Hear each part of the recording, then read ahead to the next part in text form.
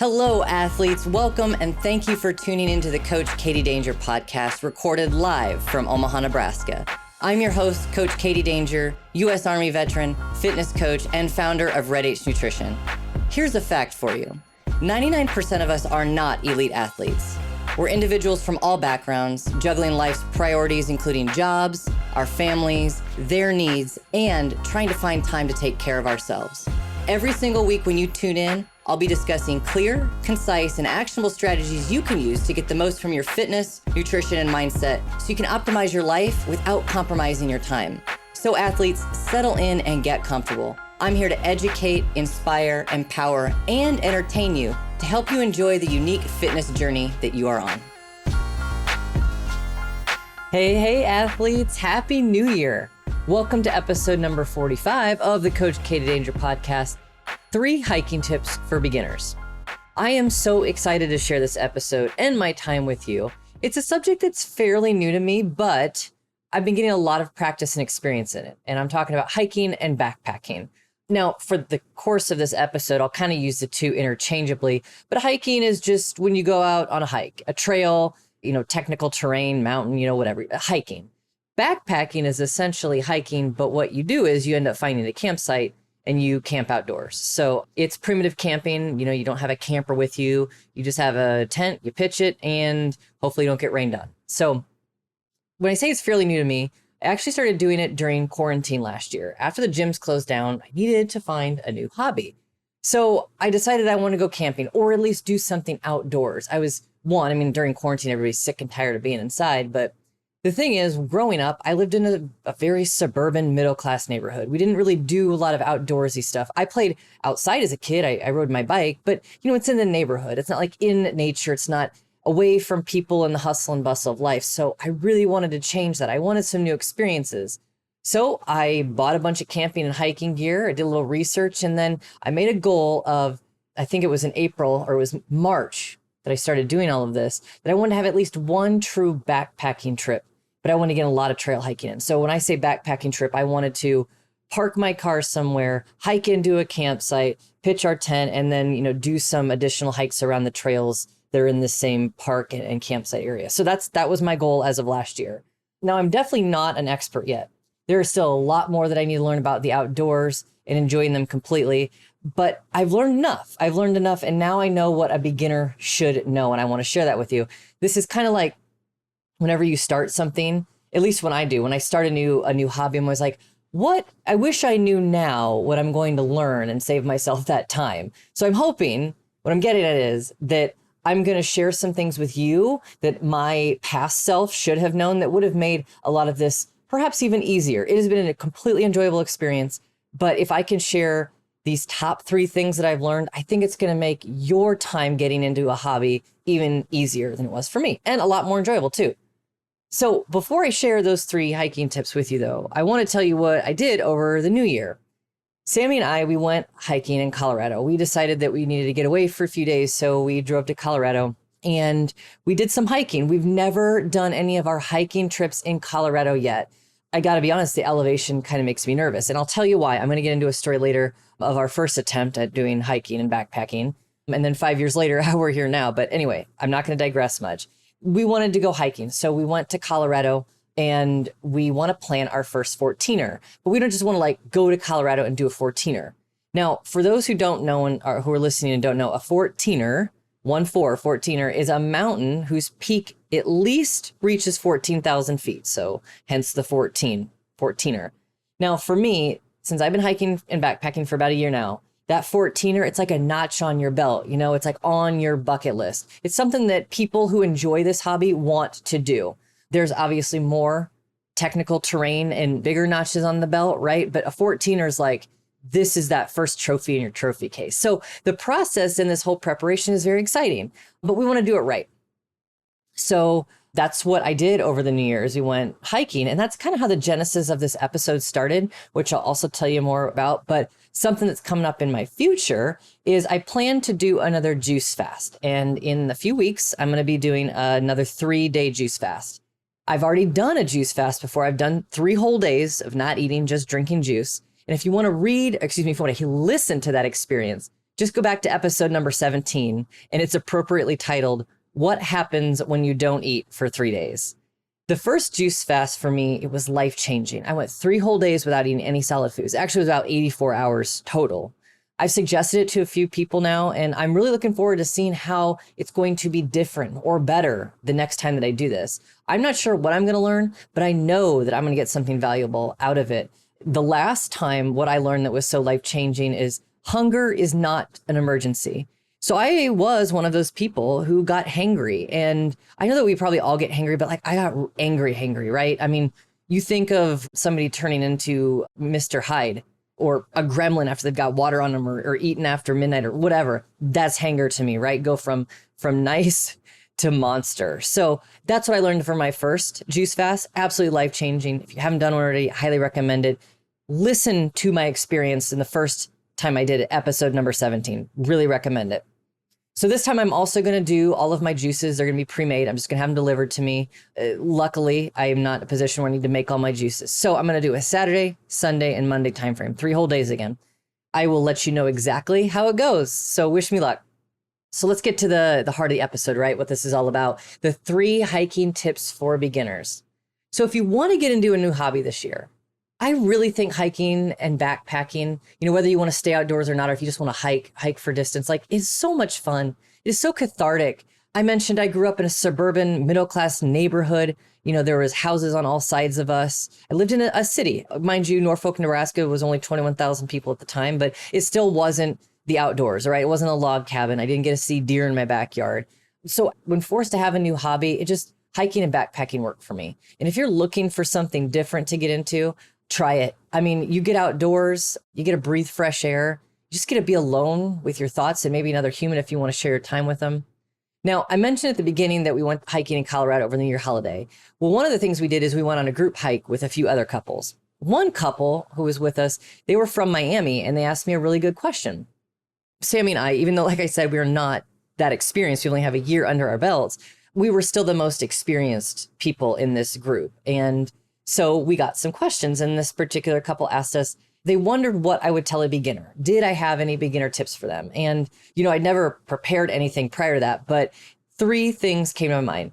And because they were from Miami, obviously they were inexperienced hiking. I mean, I can't blame them. They're from Miami. They got all the experience with the beach and the warm weather. So certainly I'm jealous about that, but they just wanted some ideas. So I don't like to ever overwhelm anybody either, especially if you absolutely know that they're a beginner. You got to keep things very direct and very easy to follow, because the best thing I can do is share these 3 tips with you. And it's going to be so easy that you go out and you're like, I can do this. I can go out and enjoy the outdoors, dang it.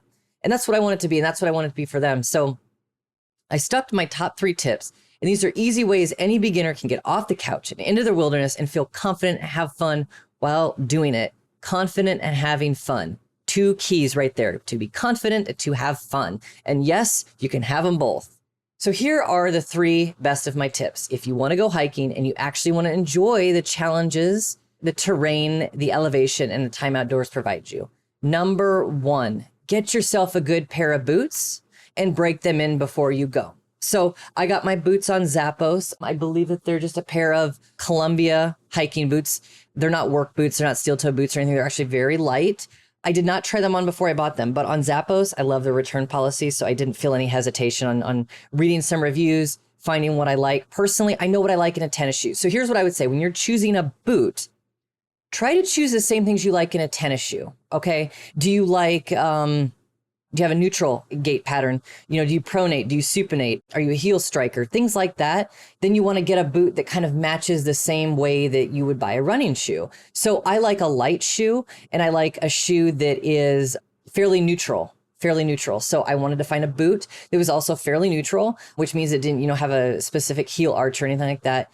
And I wanted something light. I don't like walking around with clunky boots. I've got my military combat boots I still have. I use those for scooping snow. But when it comes to walking in them, they're just heavy. Okay, I've done enough walking in those boots. I don't need any more. So I want something light. Also, oh gosh, what else is there? I guess those are the 2 things.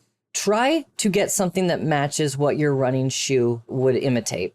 And then you also want to break them in. Don't ever buy a new pair of boots and then go out on your 10-mile hike the next day, or that be the very first time you use them. Break them in. So here's what I did. During the spring and summer, when it is earlier out, usually when daylight savings time, we get a little bit more daylight in the morning. So I like to walk in the mornings during the spring and summer and then early fall.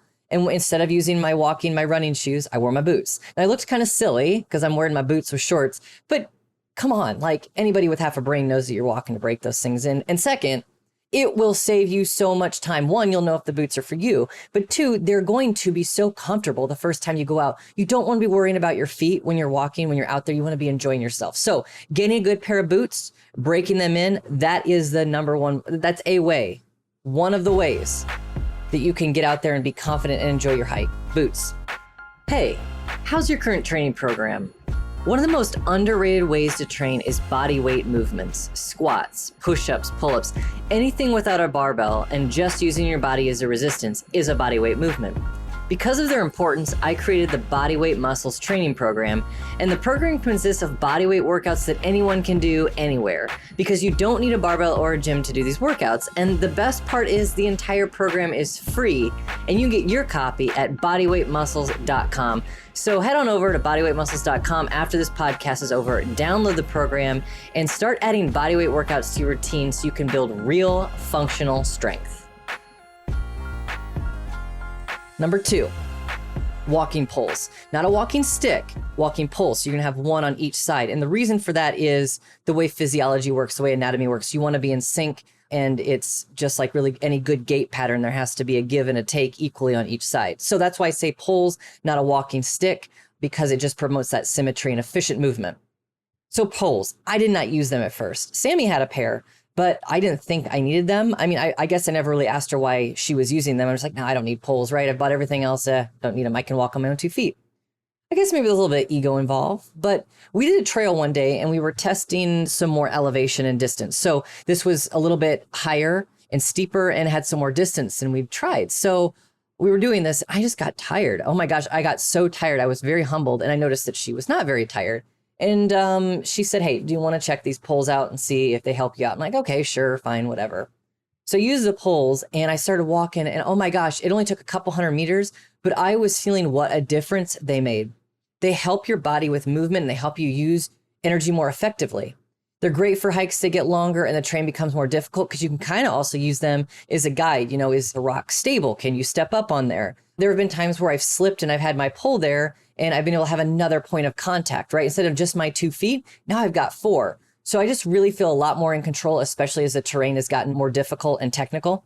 They help you stay to the ground, and they really promote that efficient gait pattern, the left, the right movements, the symmetry. I just see poles as this smarter, not harder approach. Like, if you can add anything to your gear arsenal to make this more enjoyable and less difficult, get a good set of poles. And they don't have to be expensive either. I got mine for $19 on Amazon, and so far they show no signs of breaking down. I've had them since early spring, summer, and fall, and now I've even used them in Colorado for a few winter hikes too. So $19, get yourself a pair of good hiking poles. And number 3 is probably the number 1 thing you should know. I want you to start short. If you are literally just getting up off the couch, look, obviously I've had fitness experience. I CrossFitted. I'm a fit human being, but be humble as well. Start short. Heed my advice on this. Start short and start as flat as you can. Then add in distance, and then add in terrain. And by terrain, I mean elevation, technicality of terrain. You know, maybe it's a little bit muddy, maybe it's a little bit rocky. Start short, start flat. I cannot stress this enough that this is my number 1 piece of advice. Do not bite off more than you can chew. If you do, the worst thing that could happen is the worst thing that could happen, and that's that you abandon what could be a really enjoyable hobby for you.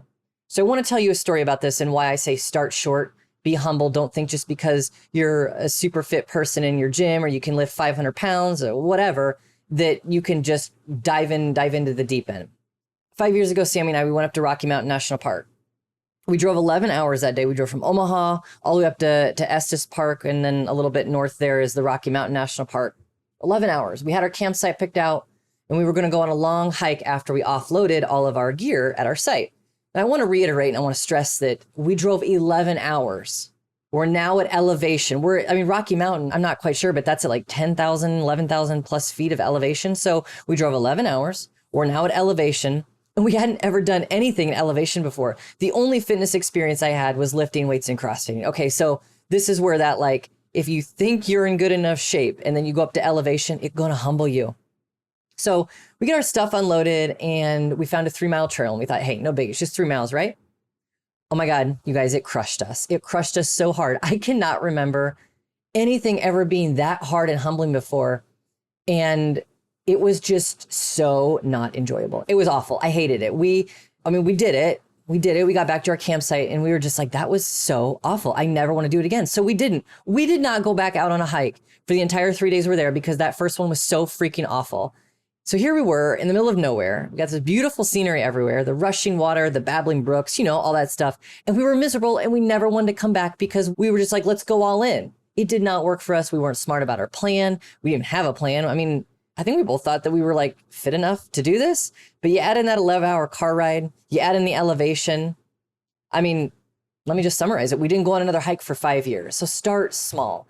This is about fitness. It is about fitness. I personally enjoy knowing that I'm getting a great workout in when I'm hiking, but I also want to enjoy what I'm doing. I want to see and experience the outdoors that I'm immersed in.